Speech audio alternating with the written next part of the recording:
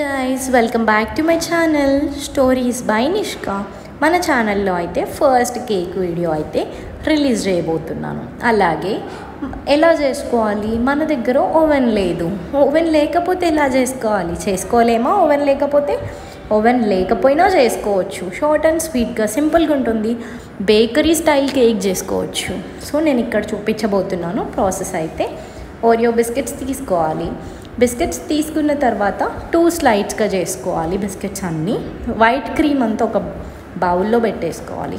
Next biscuit chocolates ఉంటాయి కదా, biscuit paste, అదైతే మంచిగా గ్రైండ్ చేసుకోవాలి. గ్రైండ్ చేసుకున్న తర్వాత ఒక బౌల్లోకి అయితే తీసుకోవాలి. ఆ బౌల్లోకి తీసుకొని ఇంకేం చేస్తాం భయ్యా అనుకుంటాం కదా, లేదండి ఇంకా ఉంది. 2 గుడ్లు కొట్టి పోసుకోవాలి. 2 గుడ్లు కొట్టి పోసుకున్న తర్వాత మళ్ళీ మిక్సీ పట్టాలండి. 2 గుడ్లు కొట్టి పోసుకొని మళ్ళీ మిక్సీ పట్టేసి, మిక్సీ పట్టిన తర్వాత మనకు ఒక మంచి చాక్లెట్ పేస్ట్రీ లాగా అవుతుంది. అయిన దాన్ని మనం ఇంకేం చేయాలంటే ఒక బౌల్లో షుగర్ తీసుకోవాలి. షుగర్ కూడా మిక్సీ పట్టుకోవాలి. షుగర్ మిక్సీ పట్టుకొని ఏం చేస్తాం భయ్యా అంటారా, షుగర్ కూడా యాడ్ చేసుకోవాలండి. షుగర్ కూడా యాడ్ చేసుకోవాలి. అట్లానే బేకింగ్ సోడా కూడా యాడ్ చేసుకోవాలి. మంచిగా మనం ఏదైతే పేస్ట్ చేసుకున్నామో ఆ పేస్ట్ని మంచిగా మనం కలపాలి. బాగా మంచిగా లమ్స్ లేకుండా, ఎంత మంచిగా అంటే అసలు లమ్సే రావద్దు అట్లా కలపాలి. కలిపిన తర్వాత అసలు మనకు షుగర్ కంటెంట్ కూడా మనం ఎలా చూసుకోవాలంటే, మీరు ఎన్ని బిస్కెట్స్ వేస్తున్నారు, ఎన్ని ఎగ్స్ వేస్తున్నారు, దాన్ని బట్టి షుగర్ కంటెంట్ తీసుకోవాలి.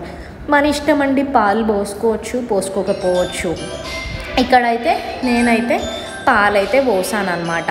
మంచిగా ఇక్కడైతే మంచిగా పాలు పోసుకున్న తర్వాత ఏం చేసినా మొత్తం క్రీమీ పేస్ట్ అవుతుంది. అయిన తర్వాత ఒక బౌల్లో అయితే పాలు పోసుకొని ఒక క్రీమీ పేస్ట్ని అయితే పెట్టేసుకొని స్టవ్ ఆన్ చేసి స్టవ్ మీద బౌల్ పెట్టి వాటర్ పోసి మనం ఆల్రెడీ చేసుకున్న కేక్ ఏదైతే ఉందో ప్రాసెస్ అది మొత్తం స్టవ్ మీద పెట్టేసి ఒక 1 hour అటు ఇటు అయిన తర్వాత కేక్ అయితే మంచిగా యమ్మీగా ప్రిపేర్ అయిపోయింది. మంచిగా ఇట్లా పఫీ కేక్ అయిపోయింది, పఫీ అయిపోయింది.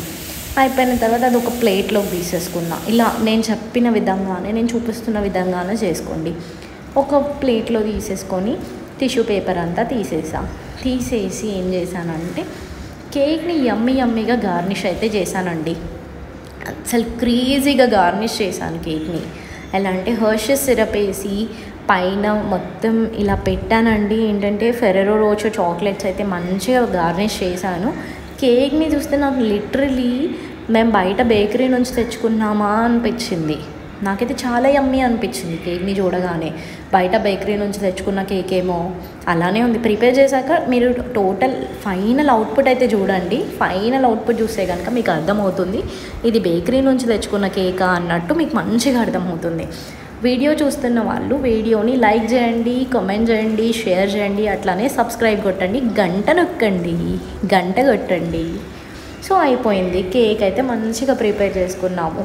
ఇది యాక్చువల్లీ నేను ఏమనుకున్నా అంటే ఫస్ట్ ట్రై చేద్దాం అనుకున్నా. కేక్ మంచిగా ఫస్ట్ ట్రైకే మంచిగా వచ్చింది. మా స్మైలీ బర్త్డే రోజు చేద్దాం అనుకున్నా. యాక్చువల్లీ ఏం చేద్దాం అనుకున్నా అంటే కేక్ ప్రిపరేషన్ చేసుకుందాము స్మైలీ బర్త్డే రోజు ఎట్లయినా మంచిగా అనుకున్నాం. కానీ మేము స్మైలీ బర్త్డేకి మేము బీచ్కి వెళ్ళామన్నమాట, చీరాల బీచ్కి వెళ్ళి. సో ఇంకా అక్కడే ఉన్నాము. స్మైలీ బర్త్డే ఇంకా బీచ్లోనే చేసినాం. చాలా అంటే చాలా బాగుండే.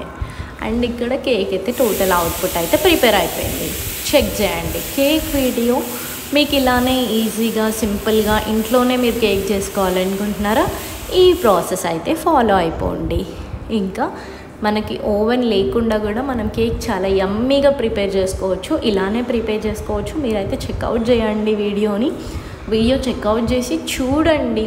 చాలా అంటే చాలా యమ్మీగా ఉంది. అయితే కేక్ చాలా యమ్మీగా ప్రిపేర్ అయిపోయింది. మా ఇంట్లో వాళ్ళైతే ఫుల్ ఎంజాయ్ చేశారు.